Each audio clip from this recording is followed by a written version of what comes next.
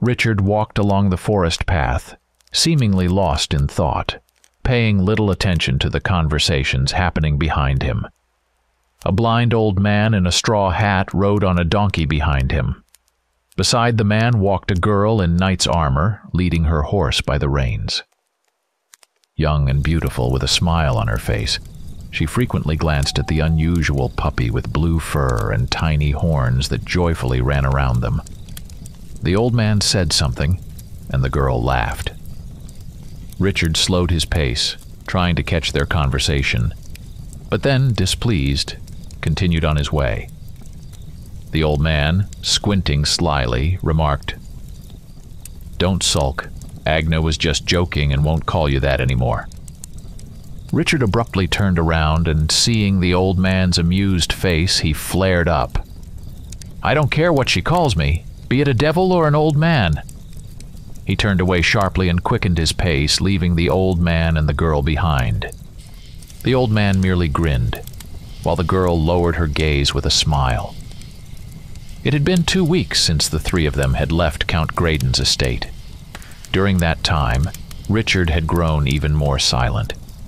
It seemed that reticence had become his new trait. Agna, on the other hand, had quickly recovered after her father's death. At first, she grieved for him, but soon realized that he had chosen his fate. Now, having found freedom, the girl seemed to blossom. From a sad orphan, she had turned into a cheerful chatterbox who endlessly pestered the old man and Richard with conversations. The monk was not one to keep quiet either, and he and Agna often conversed, sometimes trying to draw the knight into the discussion. But he, preferring to keep his distance, grew increasingly irritated. Yet sometimes he would join the conversation when it involved sword training. Once during a break, Agna pulled out her sword and started swinging it, trying to replicate the moves she had remembered.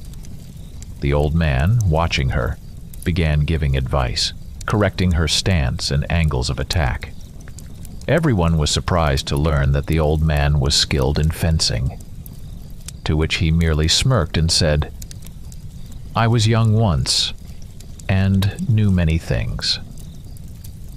Since then, Richard had asked the old man to train him as well. He was already learning lunar magic from him, and now sword training was added to the lessons. Thus, they slowly moved southward. Along the way, Agna tried to engage Richard in conversation. She also wanted to see his face and kept asking him to remove his helmet, but he refused. The girl constantly pestered him, and he, unable to bear it, shouted at her, saying that if she considered herself a knight, she should respect others' vows.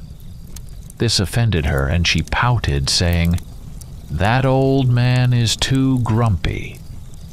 After that, she began to call him that all the time. It infuriated Richard, as he was only a little older than her. So they continued their journey, teasing him until the path led them to a wide road. There, to their surprise, they saw a crowd of people hurrying in the same direction. These were peasants with pitchforks, sitting on carts pulled by mules, and knights on horseback, dressed either richly or poorly. Common folk, on foot and weary, also headed there, all with the same hurried expressions on their faces. Richard stopped one of the passers-by, a poorly dressed middle-aged man with a goatee.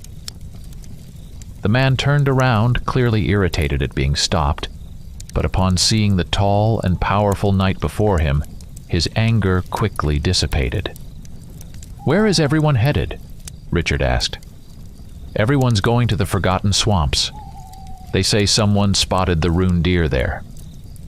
"The what?" Richard asked, frowning. "The rune deer," the man repeated, and seeing that they were unaware, continued, "It's a mythical creature that sometimes appears in these parts. They say if you eat its heart, you can cure any disease and gain longevity. They're offering mountains of gold for it at the market, so everyone is rushing there." Having said this, the man quickly bowed and hurried away, afraid to linger any longer. The trio exchanged glances. The old man had a mysterious smile on his face, while Agna looked at them with mild confusion, trying to understand what they were thinking. Richard, deciding that this might be his chance, firmly declared, "I'm going to see what's happening there," he announced, turning to head toward the swamps. The old man and Agna did not object. The girl was even excited at the prospect of new adventures, and the old man, as always, followed Richard for reasons known only to him. He snapped his whip, and his donkey, grumbling in protest, hastened after the knight.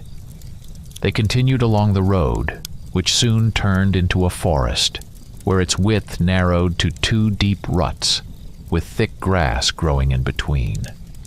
The trees began to thin out, giving way to tall grasses and thorny bushes. Along the path, flooded areas started to appear, signaling the approach of the swamps. Soon, in the distance, they saw a village surrounded by a tall, dilapidated palisade, which seemed to have been long neglected by its inhabitants. The large wooden gates, equally unimpressive, were unguarded, and the procession entered without hindrance. Richard was surprised to see that a real crowd had gathered in this small village. Among the modest thatched roof houses, people of all kinds were milling about. There were women with children, men whose faces looked like those of swindlers and thieves, and even nobles, distinguished by their clean and expensive clothing, who kept to themselves, looking down on the others with disdain. Among them were also the local villagers, easily recognized by their miserable and discontented faces. It seemed that all these uninvited guests had disrupted their usual way of life, but the villagers could do nothing about it. Richard wondered why they had all gathered here instead of heading to the swamps. What were they waiting for? He looked around, trying to find someone to ask. Just then, he felt someone bump into him from behind. Richard turned around and saw an old man on the ground, rubbing his bruised backside. The knight quickly apologized and helped him up, but immediately noticed that the old man looked strange. He was dressed in a linen shirt, full of holes, and instead of pants, he wore a skirt woven from straw. On his head was an old basket, and in his hands he held a small cloth pouch from which something faintly clattered. The strangest thing was the old man's eyes. They looked in different directions and seemed to spin as if he was unsuccessfully trying to focus on something. He also had a strong, unpleasant odor. When the old man got up, he tried to say something, but only incoherent mumbling came out of his mouth. Realizing that he wasn't being understood, he opened his pouch and pulled out something white. Richard took a closer look and was surprised to recognize a small animal skull in the object. The old man extended it to Richard, who hesitated at first, trying to refuse, but then, feeling sorry for him, took it and tossed it into his bag. At that moment, Agna and Balthazar approached them. They watched the scene with interest. Enzio, their unusual puppy, ran up to the strange old man, sniffed him, and then unexpectedly started cuddling up to him as if he had found an old friend. The old man, noticing this, opened his pouch again and pulled out a few more small skulls, offering them to Richard's companions. Agna refused in disgust, declaring it revolting, but the monk Balthazar accepted the gift and told the girl to do the same. Reluctantly, but still, Agna took a skull, trying not to look at it. The old man, bowing to them in gratitude, turned and shuffled off to attend to his own business, leaving the trio in slight confusion. Soon they learned that this crowd had gathered here to wait for the village elder who was supposed to lead them to the swamp. Realizing that the wait could be long, the trio found a spot under a tree and sat down to rest. Richard wearily sank to the ground, stretching out his legs, while Agna, crossing her arms over her chest, leaned against the trunk. Balthazar, sitting on the roots, closed his eyes and seemed to be lost in thought. The wind gently rustled the leaves, bringing with it the smells of the forest and the dampness of the swamp. but their peace was suddenly shattered by a cry for help. Richard was the first to raise his head and saw a village woman surrounded by a group of men who clearly resembled bandits. They were mocking her, tugging at her skirt, clearly enjoying her helplessness. The surrounding crowd seemed indifferent to the scene, as if such occurrences had become a common sight. Agna, noticing what was happening, jumped to her feet. She was about to rush toward the woman, but stopped, glancing back at Richard and asked, "Aren't you coming?" Richard looked at her with little interest and replied, "Why should I get involved in someone else's problems?" These words ignited anger in Agna. She shot him a look full of hatred, but Richard simply turned away, clearly not intending to change his mind. Furious, Agna headed toward the bandits alone. Approaching them, she loudly asked, "What's going on here?" The men turned around and, seeing a girl in armor, burst into laughter. One of them, the fattest and apparently their leader, sneered, "Well, who do we have here? Some lord's little daughter? Do you think you're a knight now? Why did you pick up a weapon? It might hurt you. You'd be better off becoming my woman, and then you won't have to lift anything heavier than a spoon, trust me." The bandits roared with laughter, drawing swords, clubs, and daggers. They began to surround Agna, intending to intimidate her. Without hesitation, Agna drew her sword, hatred blazing in her eyes. Richard, seeing that the situation was becoming dangerous, began to rise to his feet. He had wanted to teach Agna a lesson by showing her that life is full of cruelty, which is why he hadn't intervened right away. But before he could stand, another knight approached the bandits. He was a tall man clad in fine armor, clearly belonging to the retinue of one of the nobles. His face was serious, and his eyes were full of determination. He raised his sword, and this gesture caused the bandits to hesitate. But even despite his imposing appearance, there were too many bandits, and they weren't ready to retreat completely. Just then, Richard reached them. His formidable and intimidating figure finally sapped the bandits of their courage. They began to back away, and their leader, trying to maintain some semblance of dignity, mumbled, "Why do you have to draw your weapons right away? We were just joking." Without waiting for a response, the bandits scattered in all directions. Richard didn't chase them, but turned to the knight and briefly thanked him. "No need to thank me," the knight replied, lowering his sword. "I couldn't stand by when a lady was in danger.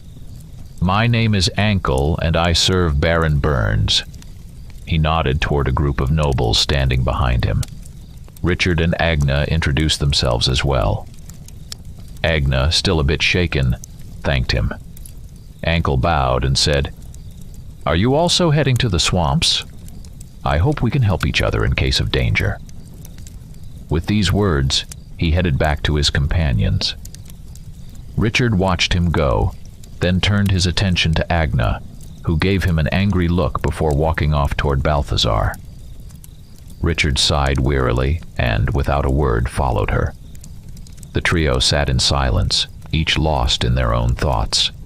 The old man, unwilling to remain in the heavy silence, tried to start a conversation, but his efforts were in vain. Time passed slowly, and after about an hour, they heard a commotion coming from the village square. A group of men had entered the square, dressed in simple clothing, with straw conical hats on their heads and willow baskets filled with various creatures in their hands. Leading the group was an old man, dressed just as modestly. He carefully examined the uninvited guests, who, it seemed, he hadn't expected to see that morning. All the people gathered around him, noticing their arrival.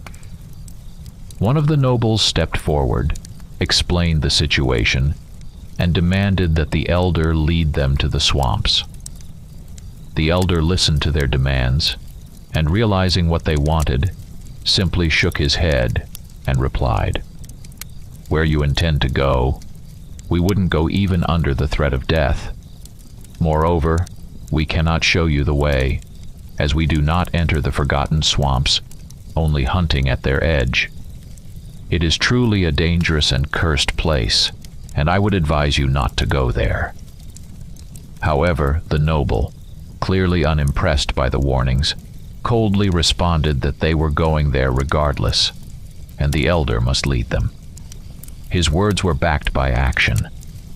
The knights accompanying the noble stepped forward and unsheathed their swords, causing the elder to pale.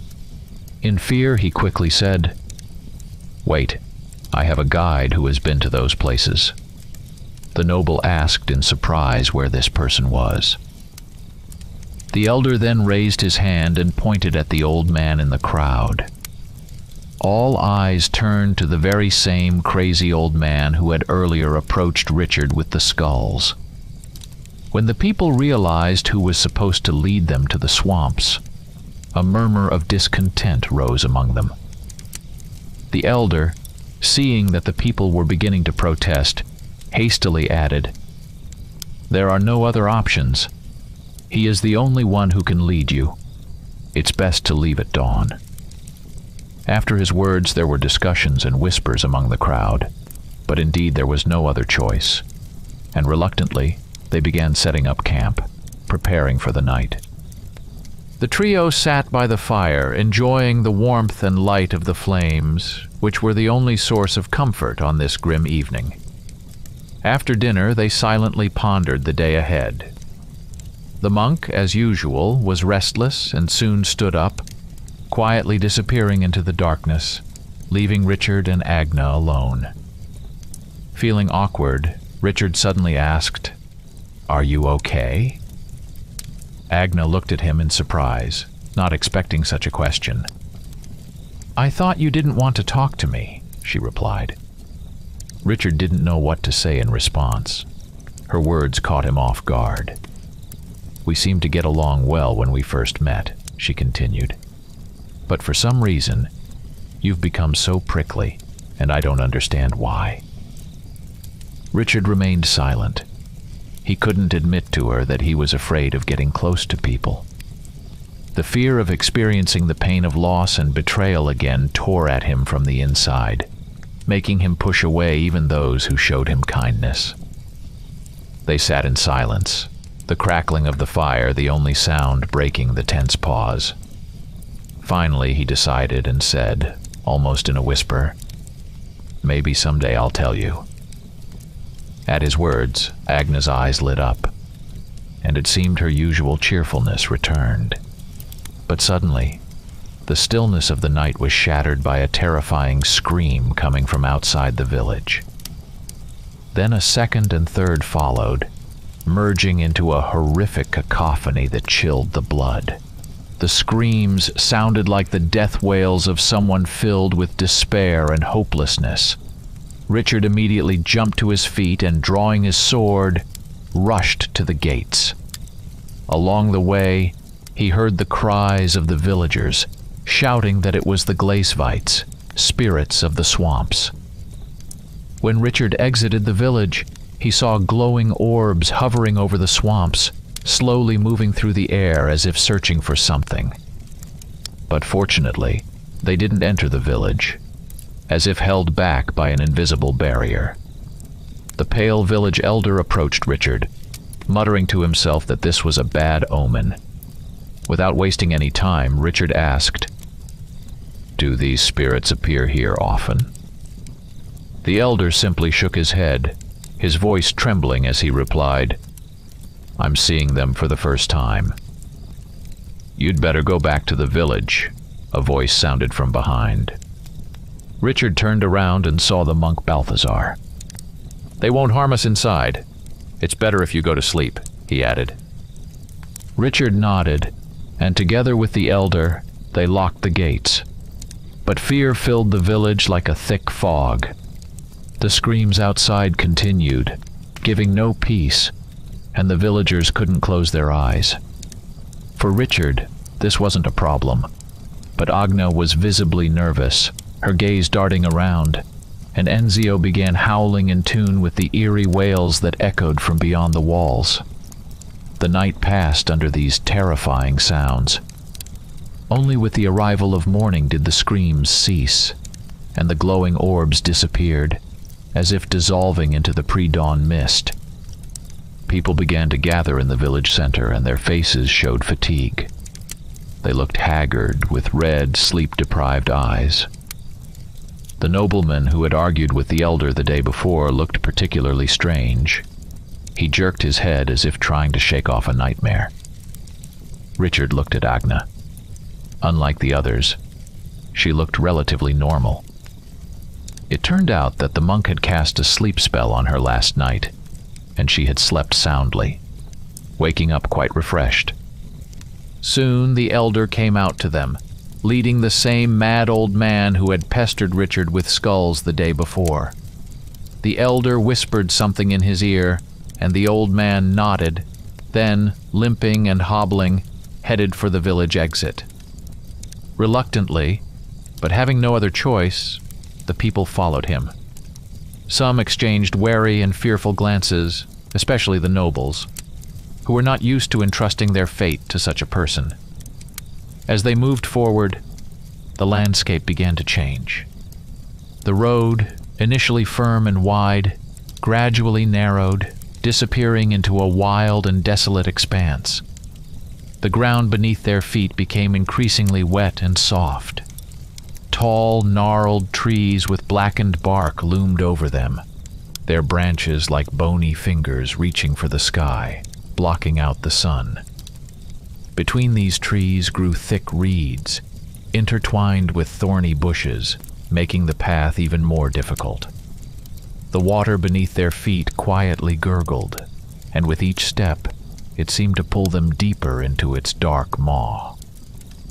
The surface of the swamp was covered with a thick layer of green slime, occasionally broken by sharp roots and rotten branches protruding from the water like the hands of drowned souls trying to escape their watery grave. Here and there, bubbles of swamp gas surfaced, bursting with a quiet hiss, filling the air with the heavy stench of decay and rot. A heavy silence hung over the area, broken only by the occasional cries of swamp birds, sounding like ominous omens. In places along their path, flooded groves appeared, where the water reached up to the trunks of trees, reflecting their silhouettes and creating the illusion of endless depth. Sometimes there was a strange crunch underfoot, when someone stepped on the rotting remains of trees or the bones of long-dead creatures hidden beneath the water. The travelers formed a line, carefully stepping one after the other, trying to follow the mad old man's steps closely as he confidently led them through the swamp. Richard counted about 25 people, and their trio brought up the rear of this strange caravan. They had left their horse and donkey in the village, understanding that the animals would have been a burden on such a dangerous road. But Enzio, joyfully hopping around, came with them. Agna watched the puppy anxiously, fearing that he might get sucked into the mire. They had been walking for about an hour, and the old man seemed to know every corner of the swamp, confidently leading them over firm ground. Gradually, the travelers' doubts about his sanity began to dissipate, and they started to trust him. After a little while, they saw fog ahead, and someone in the group quietly mentioned that this was the border of the Forgotten Swamps, beyond which the real danger began. Suddenly the old man stopped on a small island of firm ground and, sitting down, began to chew on a piece of bread he pulled from his pocket. Everyone understood that this was a break before the dangerous road ahead. After a brief rest, the old man stood up and, without saying a word, quietly stepped into the fog. The others followed him, but with each step, the atmosphere became more and more eerie. Agna picked up Enzio, and the puppy, who had been squirming at first, then calmed down, frightened by this strange place. Suddenly, the old man fell to the ground and began crawling across the wet, rotten earth. The people froze, not understanding what was happening. Someone whispered that the old man had gone mad again, and most continued walking upright, ignoring his strange behavior. But there were those who began to imitate the old man, crawling along the ground as if trying to hide from something unseen. Among them were 3 from their group. First was Balthazar, then Agna and Richard. Crawling was extremely uncomfortable. Water seeped into their armor, soaking their bodies and covering them with mud, but no one complained. They knew the monk wouldn't repeat the mad old man's actions without reason. As they crawled forward, strange things began happening to those who continued to walk upright. The first was a young nobleman who suddenly froze in place, his eyes widening, and he began to mumble something incoherent. Then he suddenly screamed as if he had seen something terrifying, and with a wild cry, he bolted away from the group, jumping straight into the mire. Other travelers also started behaving oddly. One began spinning in place as if dancing. Another suddenly raised his hands as if defending himself from an invisible enemy, and a third started tearing off his clothes as if bitten by invisible insects. Someone in the group began to sob, another started laughing, and a third just stood still, mouth wide open as if seeing something unbelievable. These scenes happened faster and faster, and soon the entire group walking upright began to go mad. One by one, they rushed into the mire as if it was their only chance to escape something horrific. Richard watched this scene in horror when he noticed a strange yellow gas, barely visible in the thick fog, hanging at about head height. The gas was so thin and transparent that it was hard to see. But now he clearly understood that it was what was affecting those who walked upright.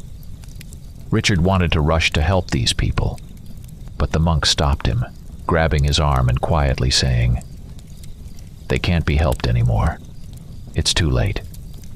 This gas won't let them go." Richard clenched his fists, but knew that Balthazar was right.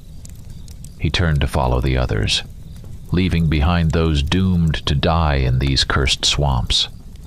Soon the old man got up and continued on, now walking on his feet as if oblivious to the horror that had just occurred. The others, seeing his confidence, reluctantly followed his example. The fear and terror of what had happened to the fallen still haunted their minds. Some thought of turning back, but looking at the endless swamps, they realized they were doomed without a guide. The journey continued, and soon the ground beneath their feet became increasingly unstable. The trees thinned out, giving way to flooded lowlands, and before them stretched a watery expanse. Looking into the water, Richard saw that it was crystal clear, like a mirror. At the bottom lay countless white bones, which gleamed in the sunlight, giving the water a strange, silvery tint. Seeing this sight, the travelers froze in terror. Balthazar quietly said, "It seems this was once a battlefield, and many brave warriors fell here. Let's move on and not disturb them." Everyone nodded silently and continued on their way. Their guide, as if unaware of what was happening behind him, kept moving forward, skipping along, with his basket bouncing in rhythm with his steps. Soon they came upon a section of the swamp consisting of small islands scattered in the water. The old man began hopping from one to another, carefully choosing a reliable path. Reaching the other side, he turned and looked at everyone, as if telling them to follow him. The first traveler in line, trying to remember where the old man had jumped, began to mimic his movements.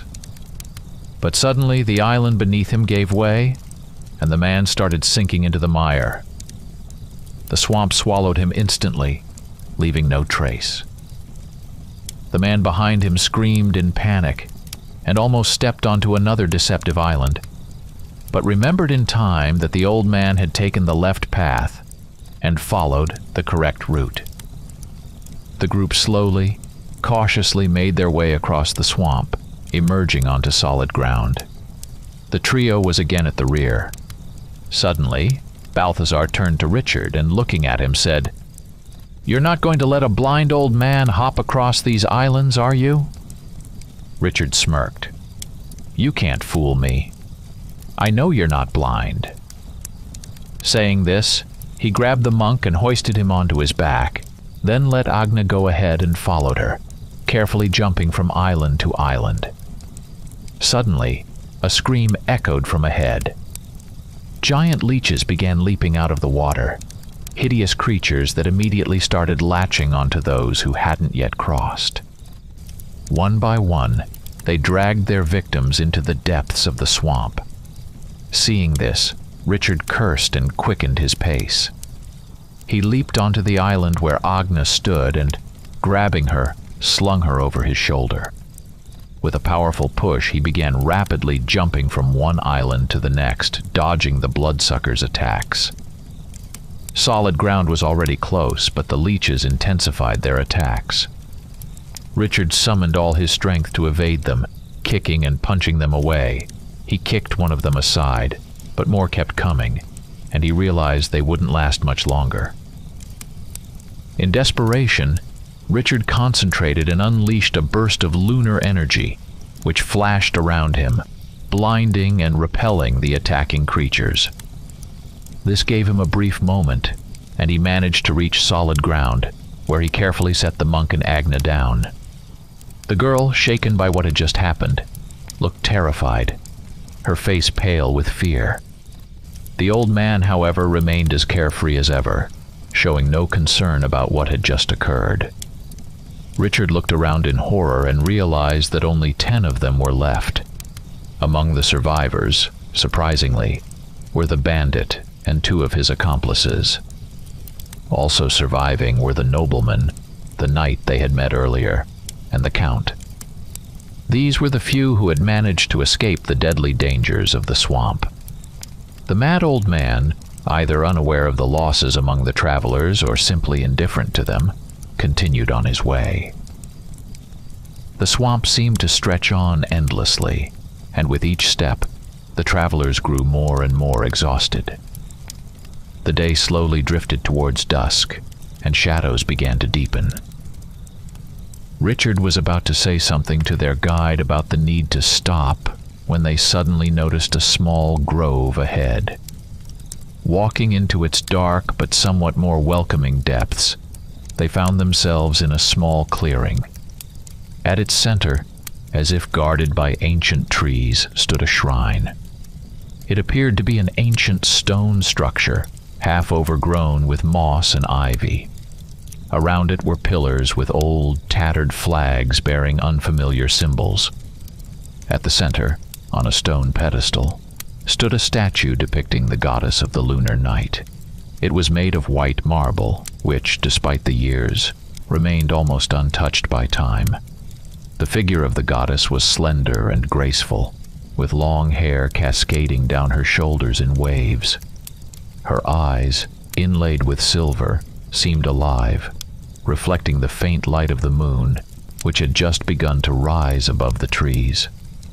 The goddess's arms were raised as if she was greeting the night sky, and a wolf sat at her feet.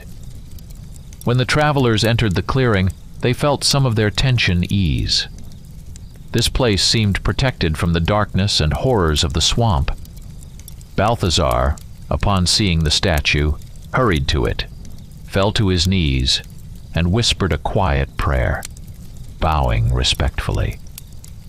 Richard, though not particularly religious, decided to follow his example, knowing that he had been studying lunar magic, and that this place clearly held significance. Agna, seeing her companions kneeling before the goddess, didn't stay behind and did the same, feeling a sense of respect for the ancient power that seemed to protect them. Afterward, the trio decided that this place was perfect for a rest. It was peaceful here, and the presence of the goddess filled them with a sense of safety. The mad old man had already settled in a corner of the clearing and soon began snoring softly. The others lit a fire, and soon the pleasant aroma of dinner spread over the place. It seemed the night would pass quietly and peacefully, protected by the ancient magic of this sacred place. They sat around the fire, exchanging quiet conversations, occasionally glancing at the other groups.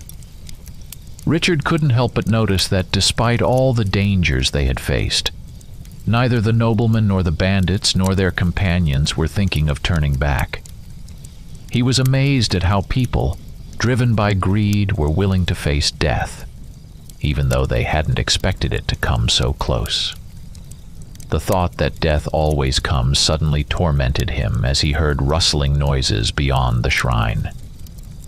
This made him uneasy. Standing up, he decided to check what was happening outside. Beyond the shrine, his gaze froze in horror. Horrific creatures were emerging from the swamp. Their bodies were covered in rot and swamp sludge. Their skin was a sickly gray-green, cracked and oozing dark, viscous fluid. The creatures' eyes glowed with a sinister red light, like embers burning deep within their skulls. Their long, tangled hair, matted with dirt and seaweed, hung down, obscuring their withered faces. They had elongated limbs, and their fingers had turned into sharp, crooked claws. These creatures moved slowly, silently gliding over the surface of the swamp like shadows, barely touching the ground. Some of them had crawled ashore, as if searching for something, their lifeless eyes scanning their surroundings. Though they were terrifying, Richard noticed they were only waist-high compared to an average person. These ghastly beings didn't dare approach the shrine, which gave him some relief. He returned to the others and decided not to mention what he had seen, quietly rejoining their conversation. Morning came, and this time nothing disturbed the travelers' sleep. No eerie screams troubled their rest. Upon waking, they felt relatively refreshed, despite the memories of those who had perished on the way here. The mad old man, still hopping from side to side, once again led their strange caravan, and they set off on their journey once more. The swamp surrounded them again from all sides. The ground beneath their feet grew increasingly unstable. Sometimes they sank knee-deep into the mud, struggling to pull their legs free from the sticky mire. Around them, decaying trees leaned over, their branches reaching out to the travelers as if trying to grab them. In places, bubbles of swamp gas rose from the water, bursting with a quiet hiss and filling the air with the heavy stench of decay. Suddenly, ahead of them, the travelers noticed something unexpected. Amidst the grim landscape of the swamp stood a stone structure. It was clearly ancient, with dark, almost black walls covered in moss and mold. The travelers were surprised by this discovery, for in such a remote area they hadn't expected to see anything made by human hands. The old man, showing no sign of surprise, continued leading them directly toward the building. As they approached, the building took on a clearer shape. It resembled an ancient temple that had once been a great sanctuary, but now appeared abandoned and almost ruined. Massive stone walls, adorned with bas-reliefs depicting strange, unknown deities and scenes from a distant past, stood crooked but still imposing. The marks of time were visible on them, deep cracks covered with moss and ivy. The entrance to the temple was half blocked by a huge stone slab that seemed to have collapsed long ago, but it left enough space to pass through. The old man, paying no heed to the danger, stepped without hesitation into the dark passage leading into the temple. The travelers, though frightened, followed him, understanding that they had no other choice. Inside, the temple was cold and damp. The air was thick with the smell of antiquity and mustiness. The walls were covered with old frescoes, on which figures and symbols, once depicting stories and legends, were barely discernible. The floor was strewn with fragments of stones and tiles, some of which had cracked from time and pressure. The light that seeped through the cracks in the walls and ceiling barely illuminated the path, casting long, ominous shadows. The old man moved confidently, as if he knew where this road led. The others followed him, carefully looking around, their hearts gripped by fear and anxiety. The air was filled with the scent of dampness and ancientness, as if time itself had stopped in these corridors. Soon they found themselves in a vast hall. This place had once been the heart of the temple, but now it was abandoned and in ruins.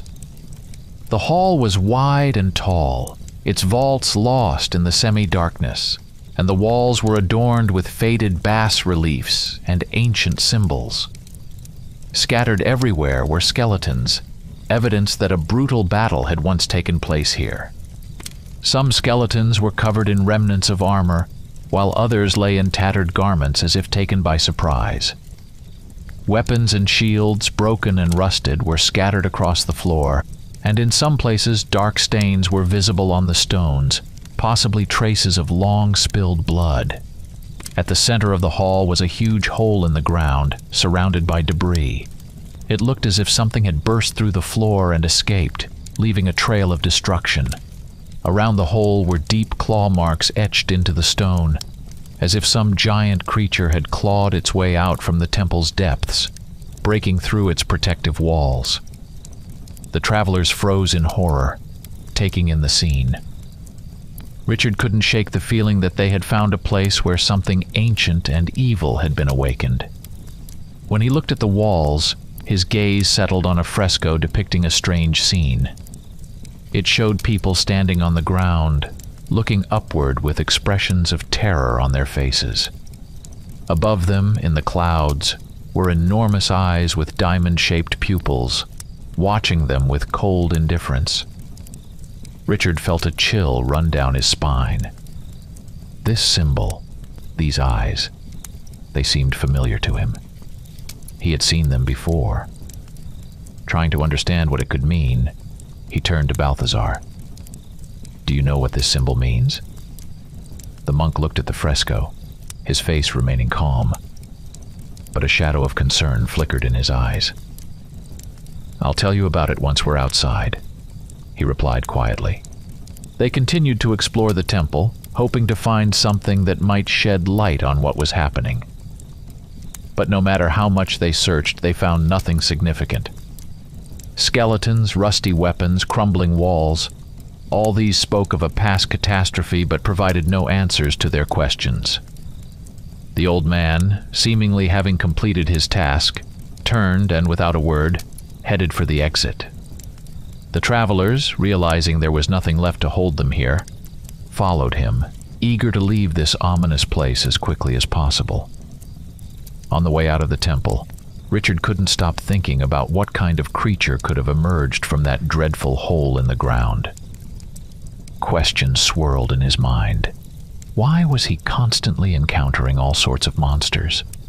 First, a giant viper, then a cursed witch, and then that centipede that crawled out of the abyss. What awaited him next? Why did he seem to attract trouble like a magnet? He couldn't find an explanation for it. Balthazar paused as if recalling something distant and grim. In that battle, with great effort, Sharak was defeated, but he never abandoned his intentions. He still watches our world, sending his minions to do his dirty work. It's said that to enter our world, he must fulfill certain conditions, which aren't easy to meet. That's why his followers hide all over the world, searching for a way to open the gates for their master. If you've seen this symbol, it means his followers are becoming active, and that doesn't bode well. Richard tensed upon hearing these words. A memory of Master Erwin, a member of the Order of the Bright Flame, flashed in his mind. He remembered seeing Erwin once talking to a man who had the same symbol on his hand. Could it be that they wanted to kill him because he witnessed that meeting? Richard's thoughts raced as he searched for answers, when his reflections were interrupted by Balthazar's voice. The problem is that this event happened 1,000 years ago, and people have begun to forget the threat. Moreover, the The followers of the dark god have made great efforts to erase the memory of this demon. Now, few know about him, but in the future, I will tell you more about him and the heroes who fought against him." With that, Balthazar ended his story, leaving Richard and Agna to ponder what they had heard.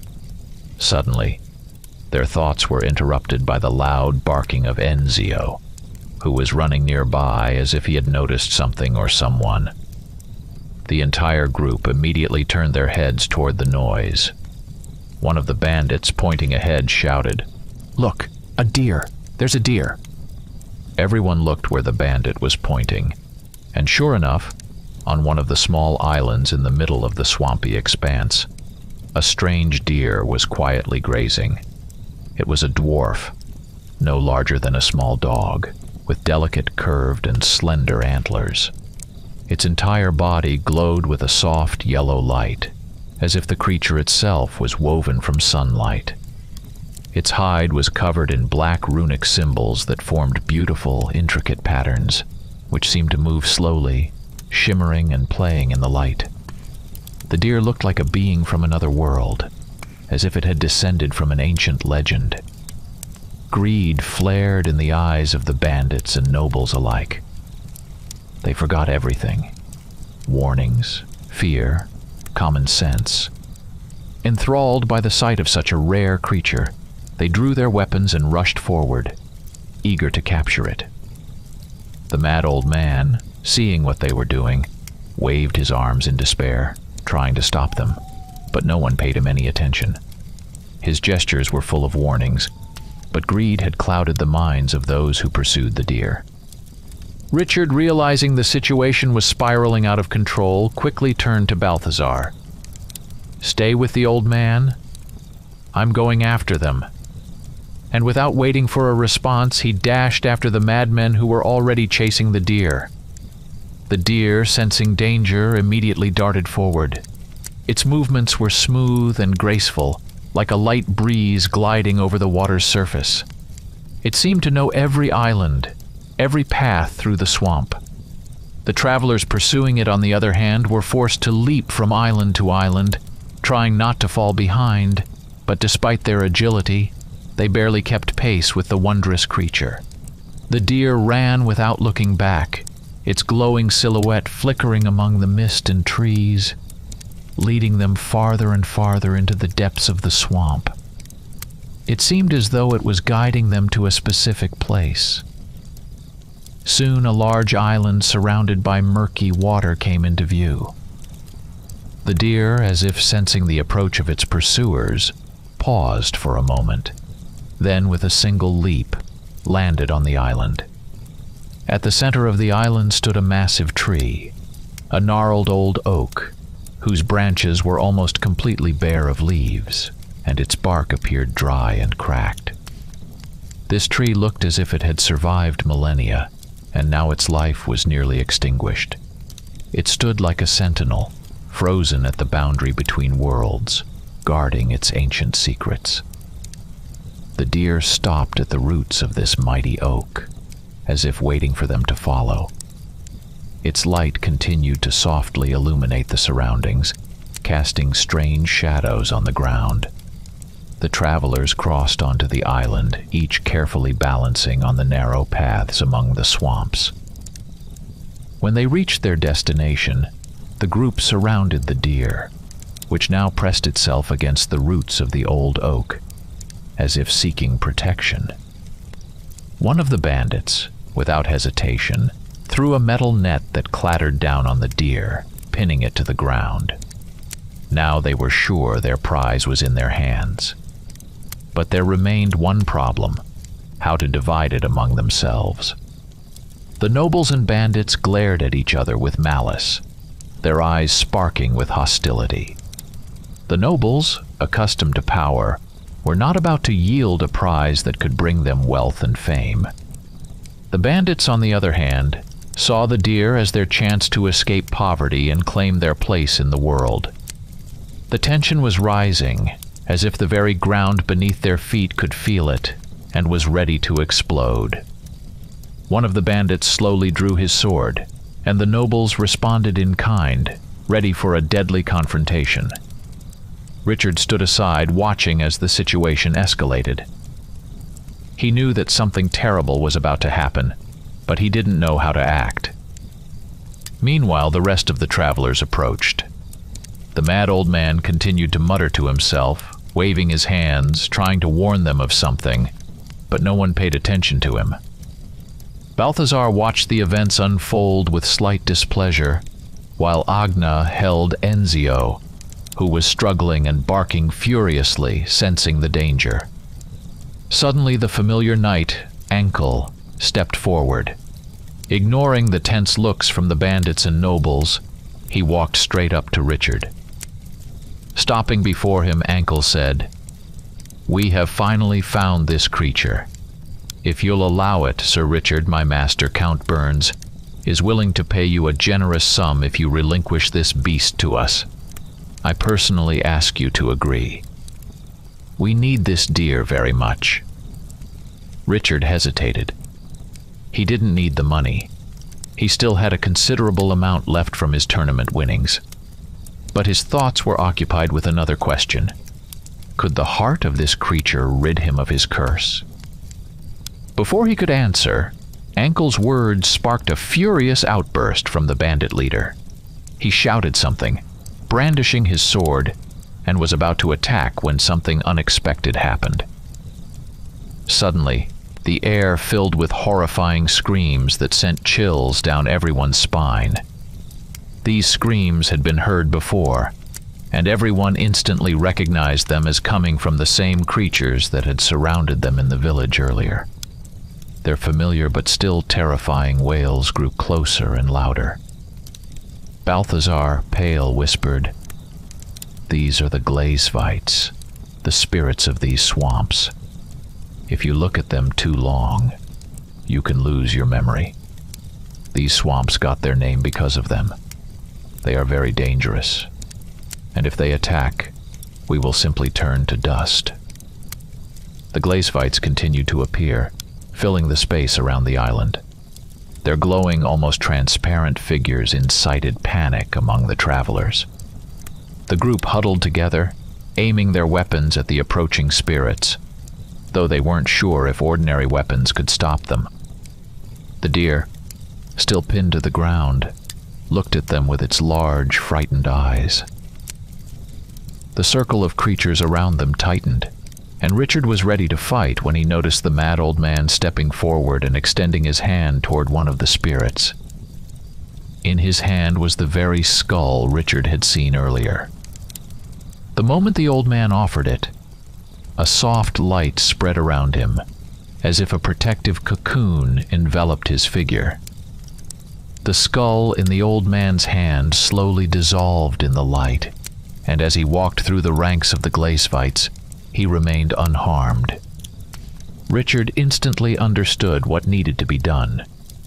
He frantically searched for the skull in his bag, and finding it, pulled it out into the light.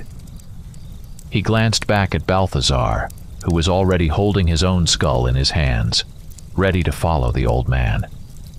But then, Richard noticed Agna's face. It was pale, and her eyes glistened with tears she was trying to hold back. Richard asked, "What's wrong?" Agna, her voice trembling, replied, "The night I received that skull, I felt a strange energy from it. It scared me, and I threw it away." Richard, feeling panic rising inside him, turned to call the old man, but he had already disappeared into the light. Thoughts raced through his mind, but none led to a solution. Richard knew time was running out, and he could see that Balthazar was also at a loss for how to help Agna. Gritting his teeth, Richard grabbed Agna's hand and placed his skull in her palm. Before she could react, he pushed her forward, right into the glowing silhouettes. They immediately surrounded her, but to his relief, did nothing to harm her. Agna looked around in fear, not understanding what had just happened. She was ready to turn back, but Balthazar grabbed her hand and pulled her toward the exit. Richard, with a heavy sigh, watched as his friends and Enzio escaped this nightmare unharmed. Now he was alone, and the glowing silhouettes began moving toward him. The first of the bandits, in a desperate attempt to break through the spirits, rushed forward. But as soon as he touched one of the glowing beings, there was a blinding flash, and the bandit's body instantly crumbled to dust, as if he had never existed. The same fate befell the others. Ankle, showing all his courage, raised his sword and tried to fight, but his efforts were in vain. Richard watched as his familiar knight disappeared in the bright light, leaving only traces on the ground. Richard was the last one standing. As the glowing silhouettes surrounded him, he felt a sharp pain. But to his horror, he didn't disintegrate like the others. Instead, the light began penetrating his mind, filling his consciousness. He felt the light draining all his human feelings and memories, erasing his identity as if scraping old paint off stone. The pain intensified, and it seemed like he was gradually losing his sense of self, turning into something wild and irrational. His thoughts became jumbled, breaking into fragmented pieces. Images flashed before his eyes, but they were foreign, distant, like dreams he couldn't remember. It felt as though his mind was being torn apart, and he could no longer maintain his human form. Something animalistic, wild, rose to the surface within him, seizing control. His eyes filled with blood. Claws burst through the skin of his hands, and he felt a feral rage consuming his essence. But strangely enough, the light didn't destroy him completely. Instead, it slowly began to weaken, releasing him, leaving him in a state of semi-madness. Gradually, Richard's consciousness returned. He felt the pain in his body subside, and his vision began to clear. The first thing he noticed was that he wasn't wearing his armor. Looking around, Richard saw it scattered on the ground, as if it had been torn from him. He slowly stood up, feeling weak in his legs, and took in his surroundings. At the edge of the island, he spotted his friends. Balthazar, with a concerned expression, stood next to Agna, who was holding Enzio in her arms. But what struck him most was the look in Agna's eyes. She stared at him in horror, her eyes full of fear. Something inside Richard tightened. That fear in her eyes felt like a blow to his heart, though he didn't yet understand why. He took a step toward them, but then noticed that the glacevites had vanished. Instead, the swamp creatures he had seen earlier, covered in slime and swamp sludge, began crawling onto the island from all sides. They slowly and inexorably slithered toward him, their bodies making sickening, squelching sounds. Richard sensed the growing danger, but before he could react, his attention was drawn by a roar behind him. Turning around, Richard was horrified to see that the ancient oak in the center of the island had begun to move.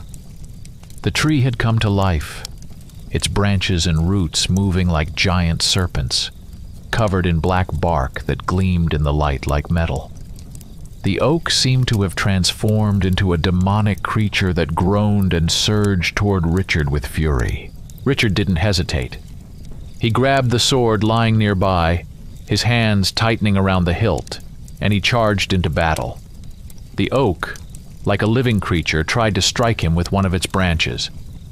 Richard dodged, and his sword flashed in the light as he severed one of the branches. But to his horror, he found that the tree's branches were not ordinary. They seemed to be made of metal, and when struck, sparks flew as if hitting an anvil. Each strike of his sword repelled another attack from the branches, but the oak was relentless. The branches kept coming like steel serpents, trying to grab and crush him. His muscles strained, sweat poured down his face, but he kept fighting. Suddenly, he heard a dull, rhythmic thumping coming from inside the trunk. The thumping sounded like a heartbeat, as if something alive was inside the tree. Richard felt something change inside him. His breathing became heavy, and his consciousness began to fog. He tried to resist, but something strong, almost animalistic, took over his mind. His eyes teared up, and he felt his human essence retreat, giving way to something wild and fierce. He was no longer human. Becoming a beast, he furiously attacked the tree, tearing at it with his claws and teeth. His mind clouded, and he, as if losing himself, gnawed at the tree, digging deeper. The tree groaned and screamed, its branches trying to strike him, but Richard was relentless. Inside the tree he found a crystalline heart, a dark, pulsating shard that was the source of all the evil in this creature. Without thinking, he savagely bit into the heart, consuming it in a fit of rage. As soon as the crystal was in his mouth, there was a powerful flash of light. The light was blinding, piercing everything around, enveloping Richard and the tree. At that moment, everything around them froze, as if time itself had stopped. Richard was suddenly thrown out of the tree and fell onto the grass, gasping for breath, staring up at the clear blue sky. His body was exhausted, but his mind seemed to be returning to him. At that moment, the mad old man ran past him, heading toward the tree. Richard lifted his head and saw an incredible sight. The tree, which had seemed dead before, began to come back to life. Its branches were sprouting fresh green leaves, and the old man, upon reaching the trunk, began to transform. In his place appeared a giant owl with wise eyes, which flapped its wings and perched on a branch of the ancient oak. Richard, watching this miracle, wearily laid his head back on the grass, gazing at the clear sky and trying to comprehend what had just happened. Thoughts of greatness, life and death, and the wonders he had witnessed flitted through his mind. But his reflections were interrupted by a noise coming from the swamp. Lifting his head, he saw the creatures that had previously been covered in sludge and looked horrifying. Now their appearance had changed.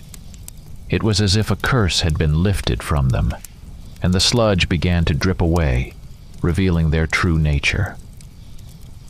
Their skin turned bright green, their eyes shifted from red to warm amber, and their hair was cleansed of dirt. They resembled humans but with reptilian features. Their smooth skin, elongated faces, and scaly elements on their bodies looked exotic but not frightening. They stood in the water trying to understand what had happened to them. Richard let his head fall back on the grass again, feeling relief, but also the exhaustion that enveloped him like a heavy blanket. But his peace was disrupted when Balthazar appeared beside him, who said with mild reproach, "Maybe you should get dressed and cover your shame." Richard, realizing he was still naked, blushed deeply with embarrassment and hurriedly began gathering his armor scattered around. He quickly dressed piece by piece, avoiding Agnes' gaze, fearing to see that same horror in her eyes again. When he finally dressed, he approached the tree where the giant owl had perched. The owl bowed to him, and to Richard's surprise spoke in a human voice. "Thank you for saving me, brave knight. As you've noticed, I was cursed by a creature that served the god of darkness. My name is Sylvanus, and I am the guardian of this forest. Once, people unleashed the evil that was kept in the temple, and it attacked me, cursing both me and the tree which is the heart of this swamp, as well as the inhabitants of Morgani, who peacefully lived here all this time." Balthazar, hearing these words, approached and bowed respectfully, saying, "It is a great honor to meet an ancient spirit, O Sylvanus." Sylvanus looked at the monk with his wise eyes and added, "You are a servant of the moon goddess. Deliver this message to her. The powers of the old demon are awakening, and we must all prepare for the next battle." Balthazar frowned and nodded, understanding the gravity of what was said. Then Sylvanus turned his gaze back to Richard. "Unfortunately, I cannot help you lift your curse, but I do have a gift for you." He waved his wing, and a small acorn, glowing brightly as if filled with magical energy, appeared on the ground before Richard. Richard reached out to pick it up, but suddenly Enzio, barking with excitement, ran up and swallowed the acorn. Richard gasped and Agna cried out, "Spit it out, Enzio!" But the puppy had already swallowed the acorn and was wagging his tail contentedly, as if nothing had happened. Seeing this, Sylvanus only smiled slightly and said, "Perhaps it's for the best. Now, my people will guide you to the exit. Thank you once again. I'm sure we will meet again someday." With these words, Sylvanus flew up and perched on a branch of the ancient oak, returning to his place. From behind Richard came shouts, and he turned to see that the green creatures had brought 2 boats to the shore of the island. Realizing it was time to leave, Richard headed for one of the boats, but suddenly felt something brush against his leg. Looking down, he saw the same deer they had been chasing. Something wild stirred inside him, perhaps remnants of the beastly consciousness that had taken hold of him during the fight. For a moment, Richard felt a burning desire to pounce on the deer and devour it, but with all his will, he regained control. He knelt down and gently petted the creature on the head. Looking into its eyes, he realized he could never kill it. After that, they all got into the boats, and guided by the green creatures left the swamp, leaving behind all the horrors they had faced. When they returned to the village, they found it unchanged, as if nothing had happened. The villagers continued with their daily tasks, unaware of the horrors and wonders that had occurred in the swamps. They told the village elder about what had happened, but he only shook his head in disbelief, as if it was too hard to believe. Afterward, they retrieved their donkey and horse and left the village, continuing on their journey. They traveled in silence, each lost in their thoughts. Richard led the way, keeping his eyes fixed on the road ahead. He didn't look at Agna, avoiding her gaze, full of emotions he feared to understand and accept. His heart was heavy, and he tried to keep his distance, afraid of hurting himself again. Suddenly, he felt someone grab hold of his cloak and refuse to let go. He turned and saw Agna. Her eyes were wet with tears, but there was no fear in them, only determination and something else that made his heart skip a beat. She quietly said, "Are you going to stop talking to me again? I learned your secret. I'm not afraid of you. I know you have a big heart." Richard said nothing. He turned away and continued walking, but Agna didn't let go of his cloak, as if afraid he would leave her behind. Her voice trembled as she added, "I'm sorry." She remembered the terror she felt seeing him in that horrific state and the moment she feared not for herself, but for him. But Richard still didn't speak, unable to find the words to express everything he felt. He just kept walking, trying to maintain his distance. Behind them, the old man rode on his donkey, quietly chuckling to himself, watching the scene with a slight smirk. In his arms slept Enzio, the puppy, who, unnoticed by the others, glowed with a soft blue light. This light was faint, barely noticeable, but the old man saw it and understood that a new, unknown power was beginning to grow inside the puppy, one that could change the fate of those around him.